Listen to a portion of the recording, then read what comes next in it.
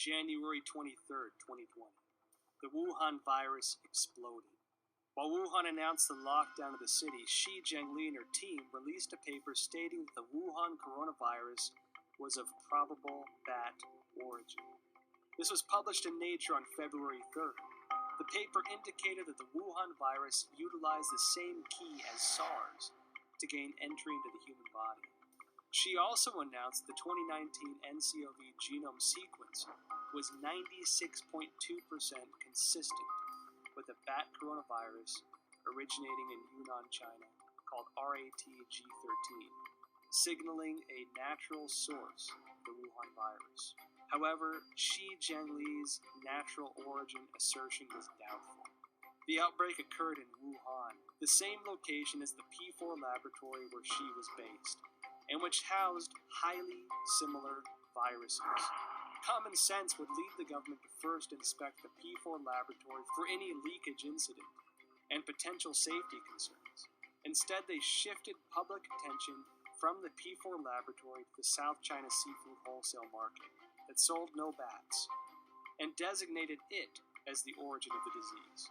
At the same time, authorities sealed off all virus samples, prevented international experts from joining the investigation, and used national television to slander doctors such as Li Wenliang, who disclosed the outbreak for spreading rumors.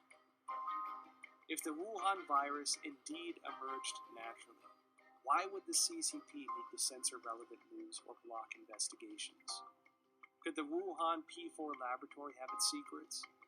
Virus samples and genome sequences may be the exact ingredients we need to find our answers. When I first heard of the coronavirus, I was deeply concerned. Almost every disease that starts in China begins in Guangdong province, the province that surrounds Hong Kong, in the south. But Wuhan is in the central portion of the country, and so this was extremely unusual. And the fact that it might have started close to the Wuhan Institute of Virology, the P4 biosafety lab, really was extremely troubling. It's not a conspiracy theory to think that the coronavirus came from the Wuhan lab. We don't know at this point. And until we know, the theory about the lab origin is certainly something that we should consider. I noticed that after the outbreak, the Wuhan Institute of Virology kept strangely quiet. Under normal circumstances, as the nation's highest level of virology research institute, it should be the first one to actively respond when the entire country is working around the clock, attempting to control a disease like this. One that so closely fits the type of viruses its scientists were researching. In contrast, the Institute had a highly visible demonstration on CCTV of their efforts to detect and prevent the outbreak of virus V in pigs of Guangdong in 2018. It should be noted that the Wuhan Institute displayed a series of abnormal events since the start of 2020. January 2nd. An email from the Director General of the Institute to all internal staff was circulated. The subject was Notice regarding the strict prohibition of disclosure of any information related to the Wuhan unknown pneumonia.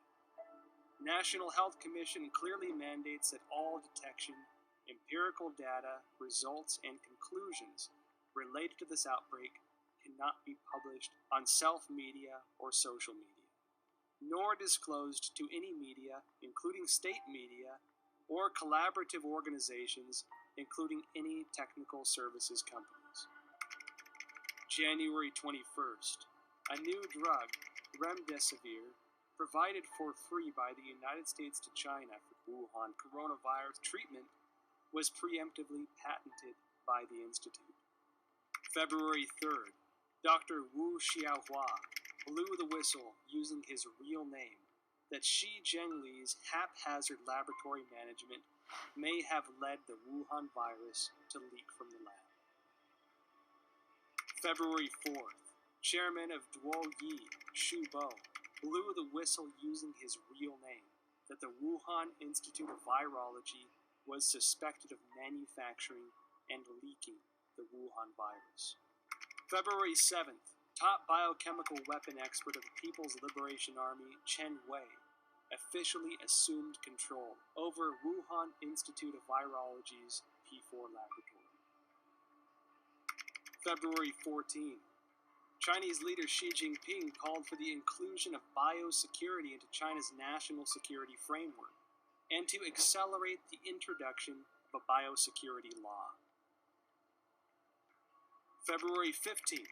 The Institute refuted widely spread rumors on Chinese social media that a female graduate, Huang Yanling, was patient zero and had perished. However, Huang's photo, CV, and thesis were all removed from the Institute's official website, leaving only her name. February 17. Institute researcher Chen Chuanjiao blew the whistle using her real name that Director General of the Institute, Wang Yanyi, was suspected of leaking the virus.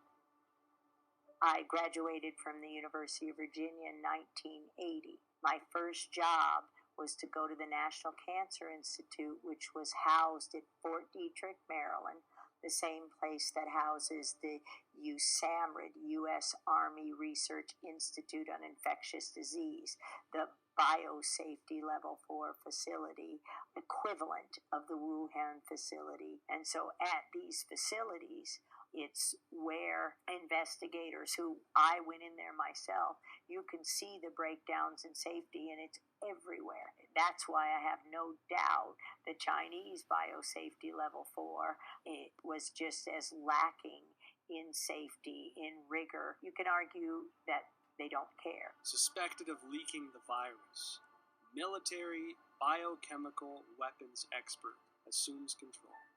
Biosecurity law.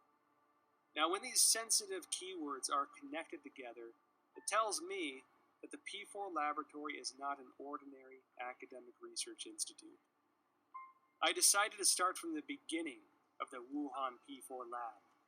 On January 23rd, the day Wuhan was locked down, French website challenges.fr published an article that revealed many details of the collaboration between France and China to establish the P4 laboratory in Wuhan.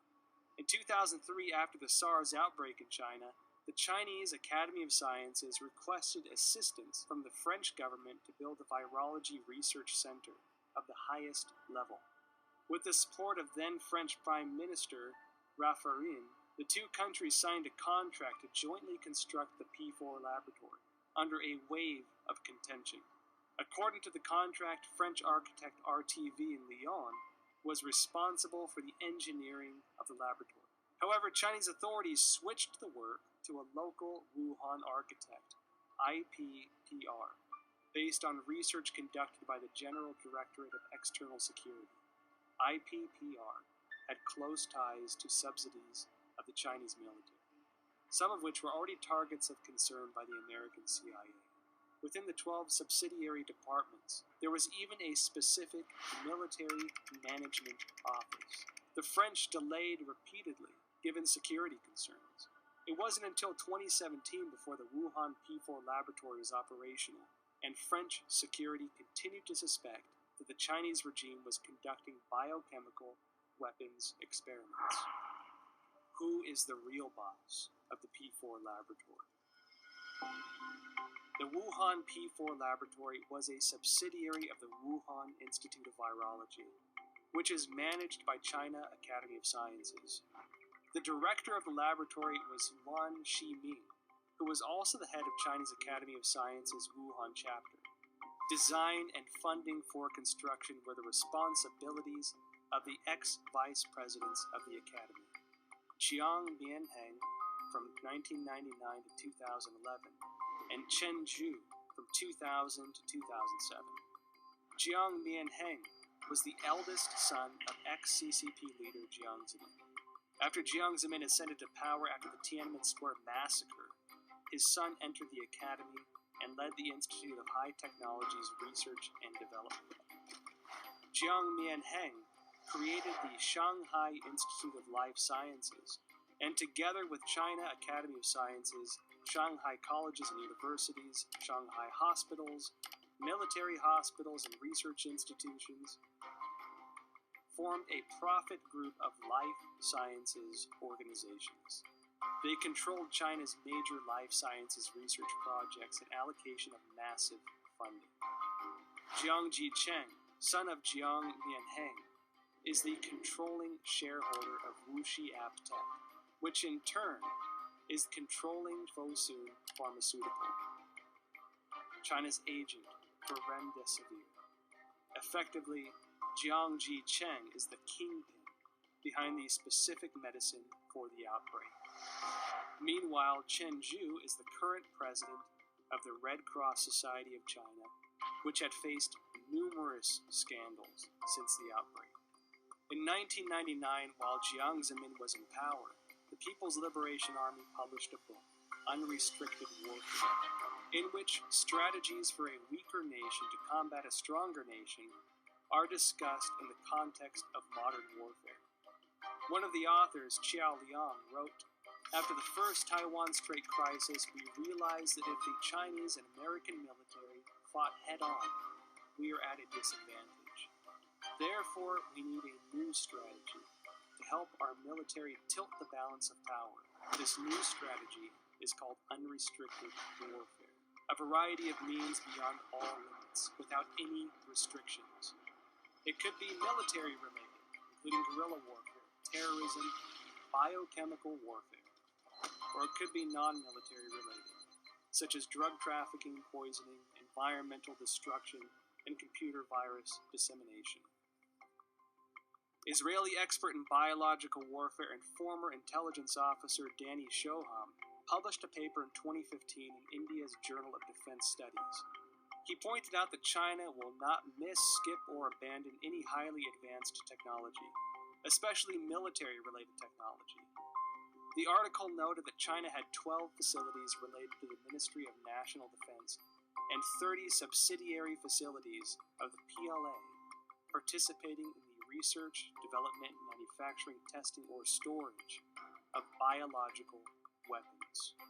Dr. Francis Boyle, a Harvard PhD famous for drafting the Biological Weapons Anti-Terrorism Act of 1989, clearly expressed, "The novel coronavirus we're seeing here is an offensive biological warfare weapon."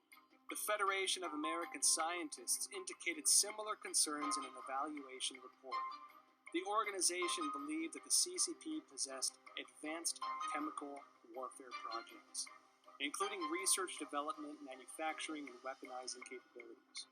The CCP is usually known to have a proactive biological warfare portfolio, including state-funded and sponsored research activities.